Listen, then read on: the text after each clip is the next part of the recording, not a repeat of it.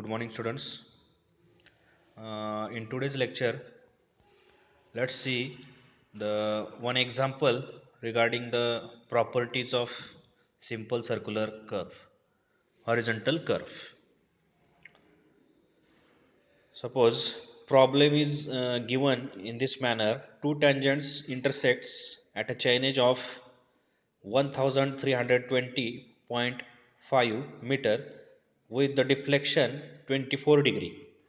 Then calculate the following quantities for setting out a curve of radius 275 meter.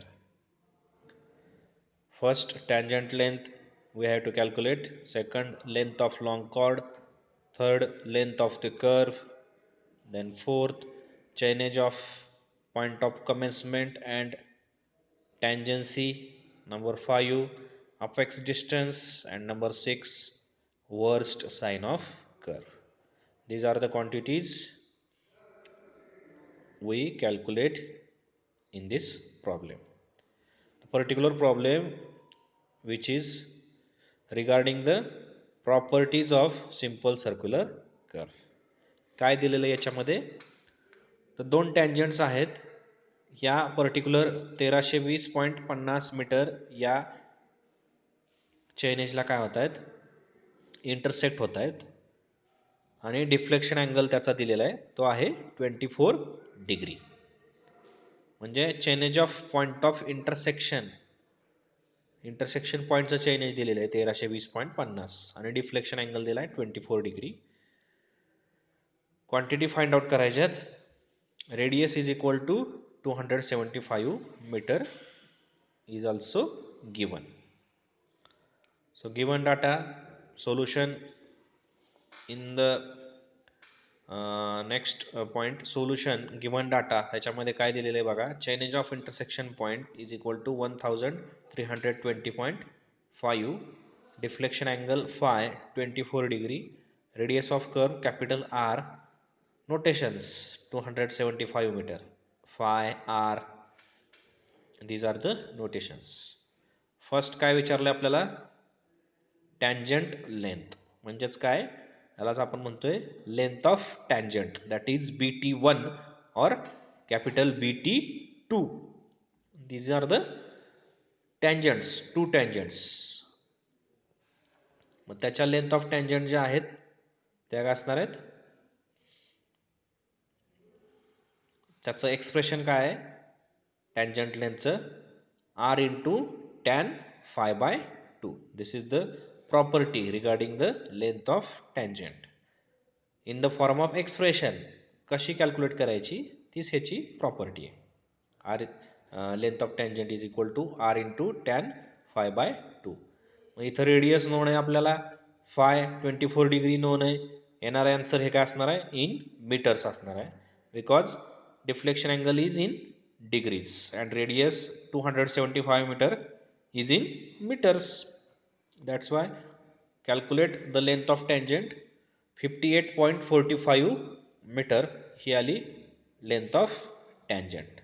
And second काय विचारलंय? length of long chord, that is capital L. long chord कशाला म्हणायचं? the particular horizontal line which joins the two tangent points horizontally straight लाईननी जोडलेली आहे, जी centre T1 आणि T2 ला जोडलेली आहे. त्याचा सेंटर आपण D हा डिनोट केला होता, म्हणजे that is length T1 DT2 ही काय आहे? लॉंग कॉर्ड असणार आहे, capital L.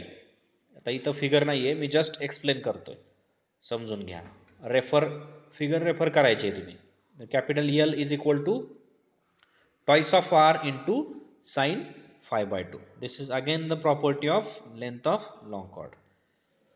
Property in the form of expressions only.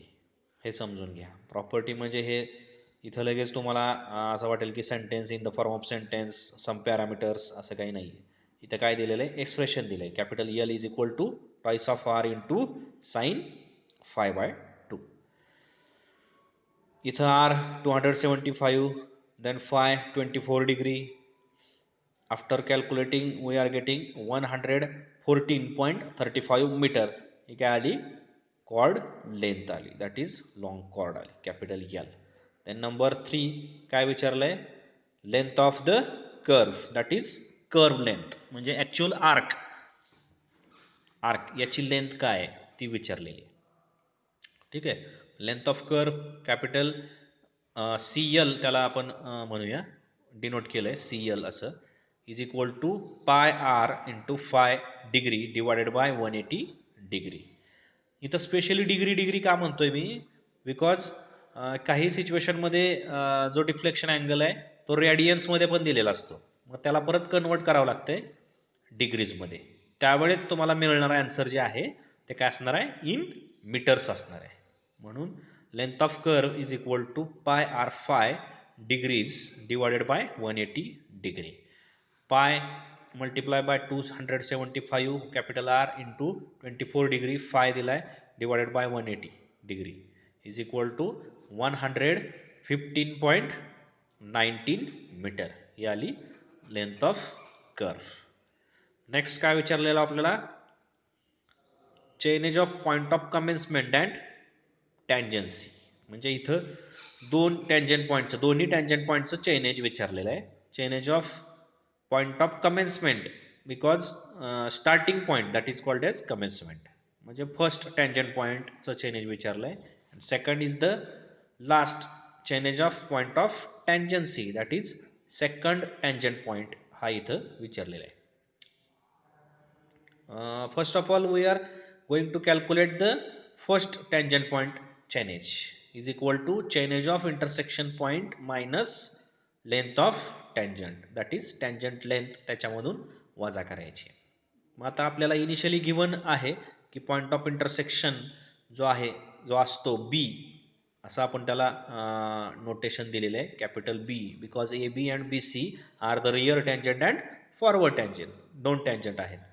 मग chainage of intersection point minus tangent length is equal to 1320.5 minus 58.45, 1320.50 हे इंटरसेक्शन पॉईंटचं चेनेज इथं ऑलरेडी गिवन आहे, आणि length of tangent find out केली first 58.45, ते त्याच्यामधून सबस्ट्रॅक्ट केली. येणारा आन्सर काय असणार आहे, chainage of first tangent point, हे किती आलं, 1262.05, 1262.05 मीटर्स. ह्या झिरो चेनेज पासून त्या पॉईंटचं चेनेज आलं, म्हणजे बी पॉईंट हा 1320.50 मीटरवरती आहे रेफरन्स ए पासून, आणि ए पासून T1 हा पॉईंट किती चेनेज वरती आहे, म्हणजे किती डिस्टन्स मीटरवरती आहे, तर तो 1262.05 एवढ्या अंतरावरती आहे. Chainage of second tangent point that is point of tangency, त्याला अगेन दुसरं नेम आहे point of tangency, that is second tangent point T2 चं चेनेज कसं फाइंड आउट करतो आपण, तर त्याच्यामध्ये फर्स्ट ऑफ ऑल आपल्याला सुरुवातीला इनिशियली काय लागणार आहे, chainage of point of commencement, first tangent पॉईंटचं chainage plus length of curve. Practically आपल्याला काय करायचं आहे, प्रॉपर्टीजमध्ये सांगितलंय की लेंथ ऑफ कर्व ही काय करायची आहे, त्याच्यामध्ये ऍड करायची, not added the length of long chord. लक्षात घ्या, दोन्ही बऱ्यापैकी सेम आहेत, पण त्या कंडिशनला काय करायचं आपल्याला, लेंथ ऑफ कर्व ही काय करायची त्याच्यामध्ये ऍड करायची. 1262 प्लस 115.19 आपल्याला काय करायची, लेंथ ऑफ कर्व त्याच्यामध्ये ऍड करायची आहे. येणारा आन्सर 1377.24, 1377.24, 1377.24 हे काय आलं, सेकंड टेंजंट पॉईंटचं चेनेज आलं. याला रेफरन्स हा झिरो चेनेजच आहे, लक्षात घ्या. तिथून म्हणजे एक रेफरन्स पॉईंट पासूनच आपल्याला काय करावं लागतंय की त्या पर्टिक्युलर पॉईंटचे चेनेजेस हे फाइंड आउट करावे लागतात while designing the curve.